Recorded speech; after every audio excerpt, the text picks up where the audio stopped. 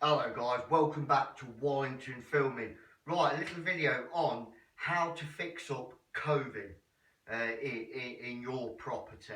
There's a few steps that you need to be aware of to fit the coving up. There's not a video on how to do the mitres. There's another video, I'll put a link in the description below. This is just how to fix the coving up to the ceiling line. So here is the section I've got to do.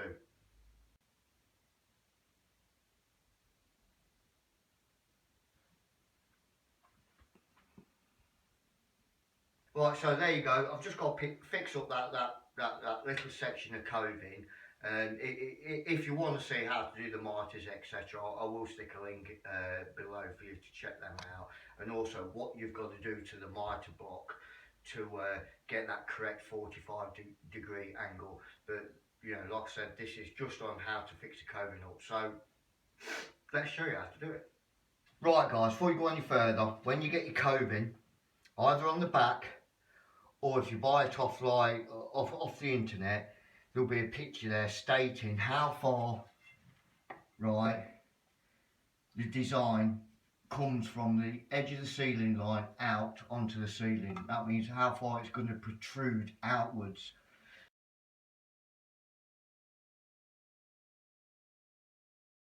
On this particular one, they're saying 80mm, right?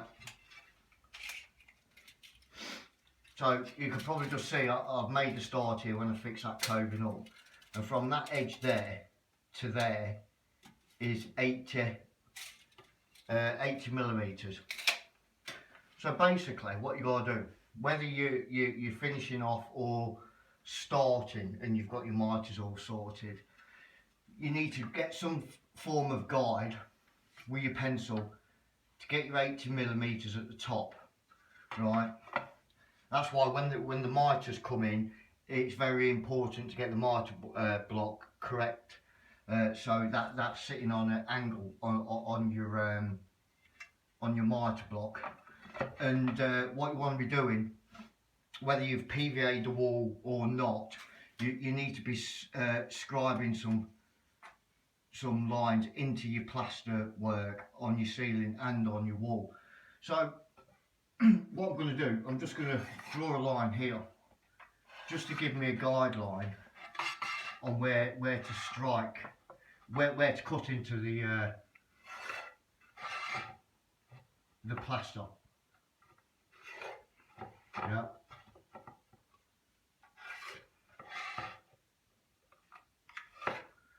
Right, as you can see now, there's a line giving me where my coving's going to be fixed to the wall and to the ceiling.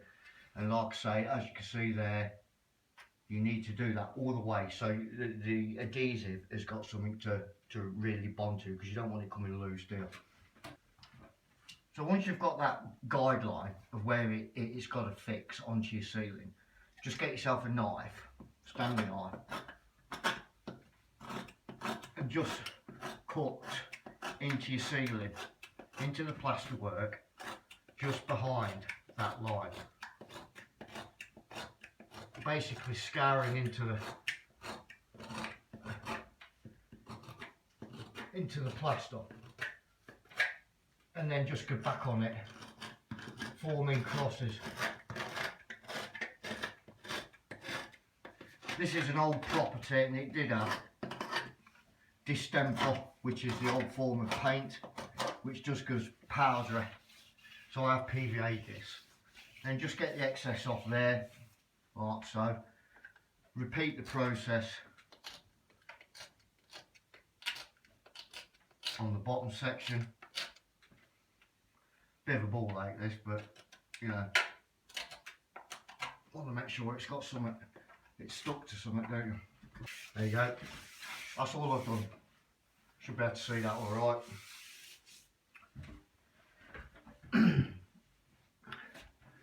Right, next plan of action is get yourself some nails, right, and just put 2 or 3, however many nails you think, just under that line there, or on the line roundabouts, just so you've got something to support the coving. when it goes up. So I know you get all this non-slip adhesive and all that sort of thing, but you know, you don't want to like be dropping it down. So there you go. I've marked out my line, my 80mm on this particular cornice, and at the bottom I've scoured into the plasterwork for the adhesive, and I've put a few nails in there, so when I offer it up there, it's got some sort of support. Then I need to move it into place. Right guys, so this is the length of coving I've got to offer up to the existing coving that I've already put. Right, what we need to do now, after you've done all the scouring on the ceiling line and the wall where it's going to go, I've got to get the adhesive on here. Now, a lot of people I know, they just use tile adhesive, tile adhesive that the tilers use for putting the tiles on the wall and in the shower area and stuff like that. So that's what I'm going to use. You can use the proper stuff for it, but most people I know do use this. So what I've got to do, I've got to get the adhesive going down both edges of this coving. So that's what I'm going to do. There you go. All you got to do is just get it on that edge, like that. Don't scrimp and scrape with it. Put plenty on. Well, I say put plenty on. Don't over put it on because it will be just wasted. Because it's just those edges they're actually sticking to the ceiling and the wall. Yeah. Like I say, this is just tile adhesive. This is.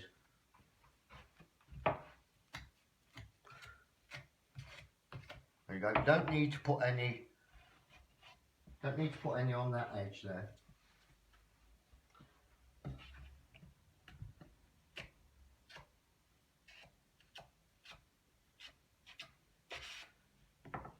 And one thing I will say, you know, I'm not a professional professional cover. You know, this is just I just do the odd job with this, but I have done it a few times, and I know how the guys do it. At the end of the day.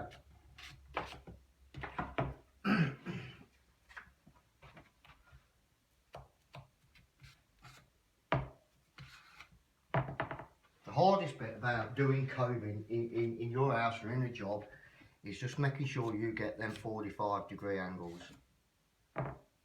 Right, so there you go. There's all the adhesive going down there. So now I've got to present that to the existing. Right guys, so I've got my coving, yeah. I've got the nails on that bottom line, so it's got something to rest on while I'm getting it into position. And one thing you must bear in mind, especially when you come into these internal or external mitres, right? Due to the fact you never come across a proper angle in a wall or ceiling, you're always going to get some form of filling that needs doing, right? So even if you get a gap on the internal mitre, don't worry too much as long as it's only a little bit of a gap, because you can always like spend a little bit of time and get it filled and get it matching. So don't worry too much.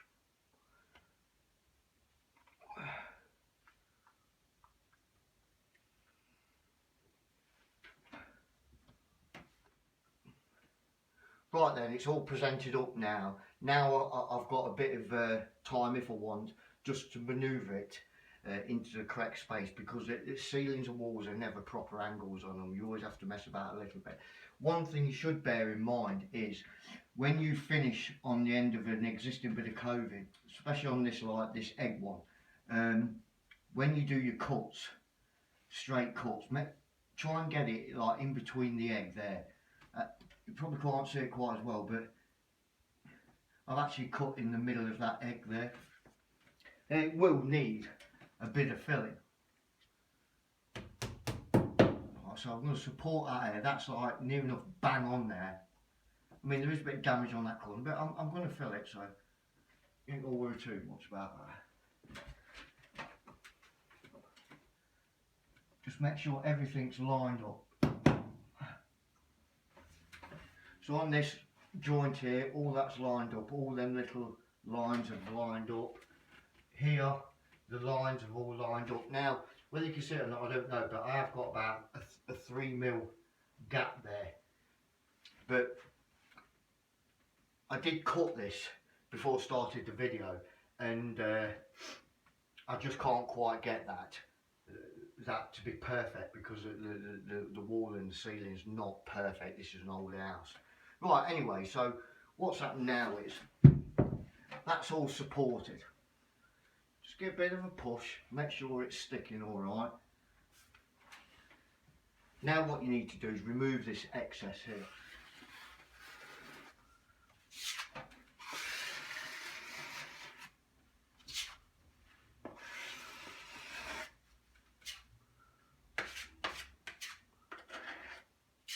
So all I'm doing there is moving that.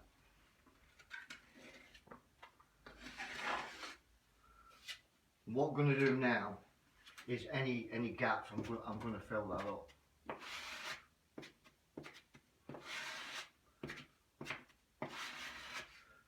Just remember, this is just the first stage. You are going to need to come back and do more filling on the top.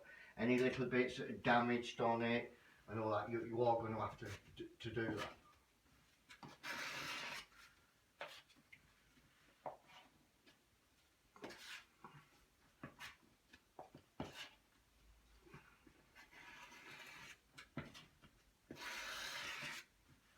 Right, so that's all filled at the top. Some gaps here.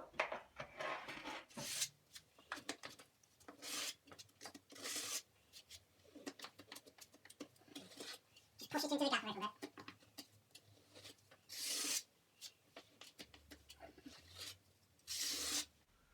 Right, so that's all filled.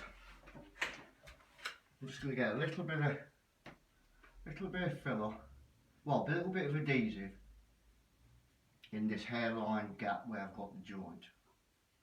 You must remember, this is, I've got to wipe this off. Don't leave it proud and try and rub it all down. It will just give you a complete headache. Because I know I have got to come back at a later point and do some finer filling.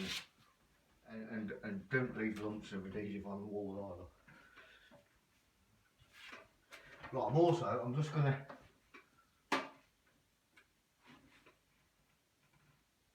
to get this gap filled up here.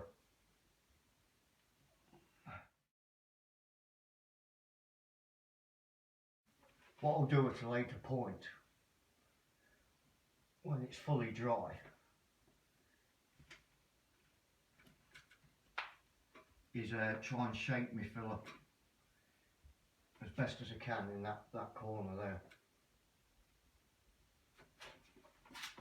Right then, so that's all filled now. I'm going to leave them nails in for a couple of days.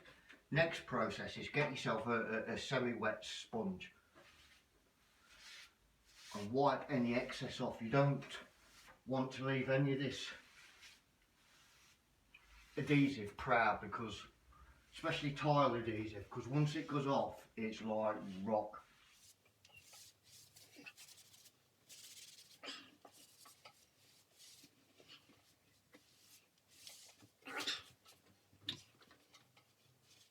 And on this joint,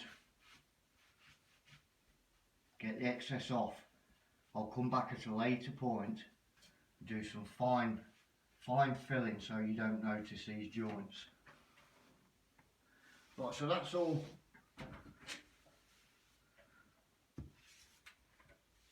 done. Just running my finger over there just to make sure I've got a nice smooth line. Same in this corner. Now, I'm not trying to fill it so it's perfect. At the moment, I'm not trying to fill it so it's perfect. I'm just trying to fill that gap. Now, if you're a professional cover, you probably won't get that. Do you know what I mean?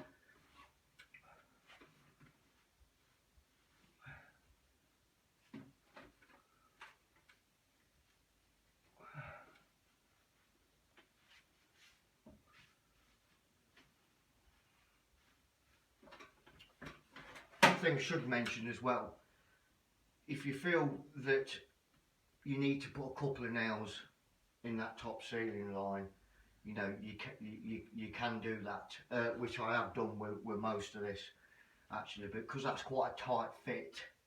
It is supported in the corner, and with these nails underneath it's supported. I did have a bit of a shuffle to get that in because it was quite tight. So that's basically it, guys. Now I'll probably leave that.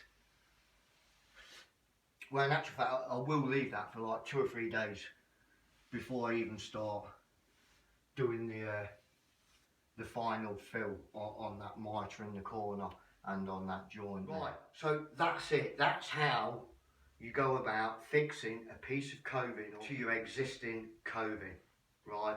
And same applies even if you're starting with your first piece. That's how you go about fixing it. So yeah, that's roughly it.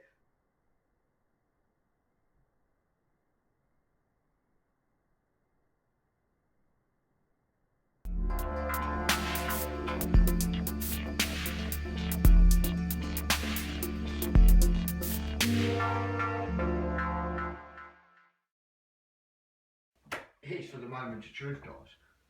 Look at that.